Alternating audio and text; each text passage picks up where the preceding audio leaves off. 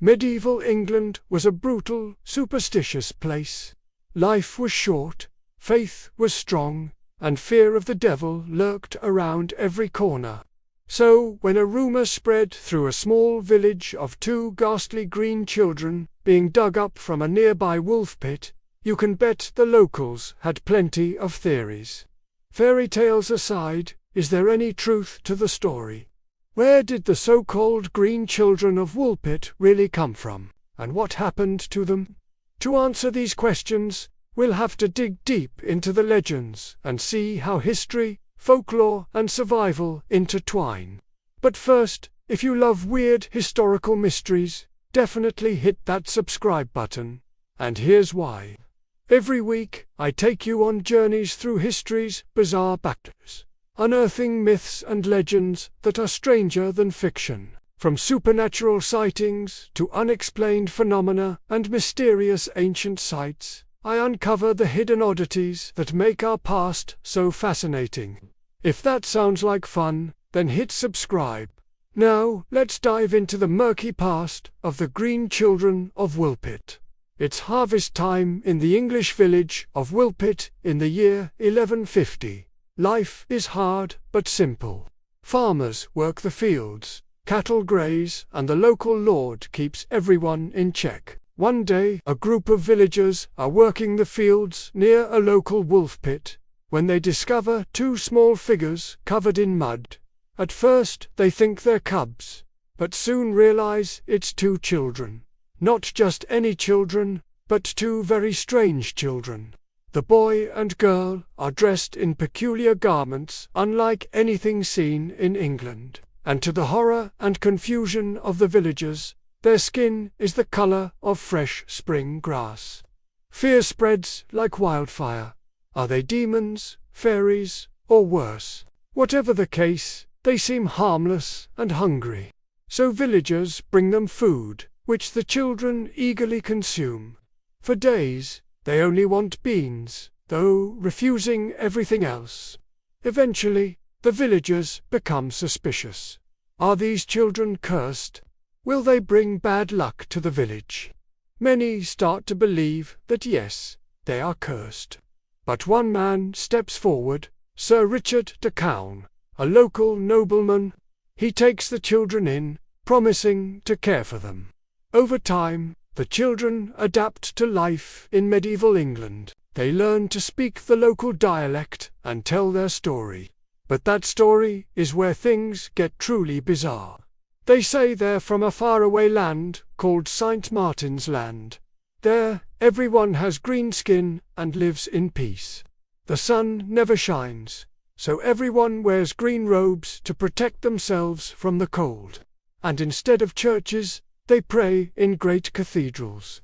Most shocking of all, though, is that they travelled to Woolpit through a glowing tunnel.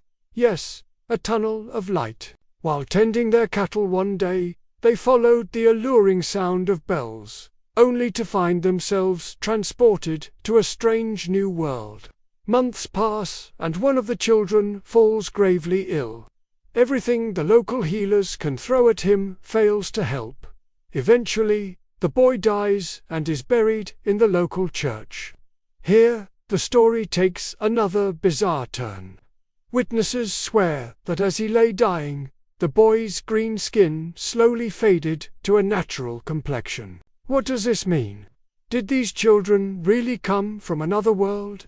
And if so, why did their green skin disappear after their journey? Sadly, we may never know the answers to these questions. Because, while the story of the green children of Woolpit is well documented, we're not sure how much of it is real. Let us look at some of the theories surrounding these mysterious kids and try to sift fact from fiction. Theory No. 1. Malnutrition. Could the so-called green children have suffered from a medical condition that turned their skin green? Some experts believe that the children may have been suffering from chlorosis, a disease caused by iron deficiency. Chlorosis can cause leaves and stems of plants to turn pale green, and humans can suffer from it too, though usually it doesn't turn the whole body green. This theory seems unlikely since we don't see many cases of chlorosis today, especially not ones that turn people green. And if this was a genuine illness, why did the girl survive while the boy died? Theory 2. Cultural displacement. Another explanation is that the children were simply lost and displaced. Perhaps they were Flemish refugees, fleeing conflict in their homeland, and felt so alienated in England that they created a fantasy world to explain their presence here. In support of this theory, historian Ralph of Coggeshall noted that many Flemish children went missing around the same time. However, this theory doesn't explain the children's green skin, or why they claimed to be from another dimension. Theory 3. Underground origins. Another intriguing possibility is that the children came from an underground dwelling, like the reptoids that live in the hollow earth. These supposed communities of pale-skinned people living in underground lairs have roots in folklore going back centuries. Some scholars speculate that the green children of Woolpit may have originated from such a place, emerging to the surface for unknown reasons. The lack of sunlight could explain their green skin, but what would have caused this phenomenon? And why did the boy die? Theory 4. The interdimensional theory. Finally, we reach the most chilling theory, that the children truly came from another dimension.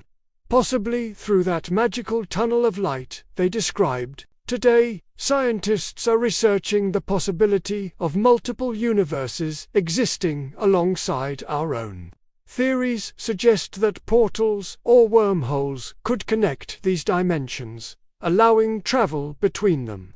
While science hasn't confirmed the existence of wormholes yet, many researchers are open to the idea that they exist somewhere in the vastness of space-time. Could the green children of Woolpit have stumbled upon one such wormhole and ended up in medieval England? While it sounds like a fantastical notion, it's not as far-fetched as it may seem. And if we consider that the tunnel glowed, and that the children came from a place with perpetual twilight, it starts to make sense. Maybe St. Martin's Land exists in another dimension.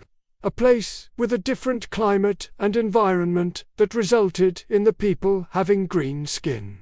The question remains though, why did the boy die? One possibility is that he couldn't survive the transition between dimensions, especially if the change in air pressure was too great. As for the girl, she may have been stronger, allowing her to adapt to life in England over time. Her eventual fading to a normal human color could be explained by prolonged exposure to sunlight. But if she did come from another world, why did she stay in Woolpit? It's possible that she didn't remember where she came from, perhaps suffering from amnesia, or she may have chosen to stay in our world, unable to return home. Theories aside, the story of the green children of Woolpit is one of the strangest events in medieval history.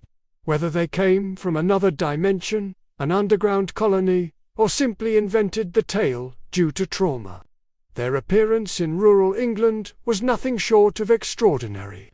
Sadly, we may never know the truth behind their emerald complexions. But that doesn't stop us from pondering the possibilities. So, what do you think happened to the green children of Woolpit?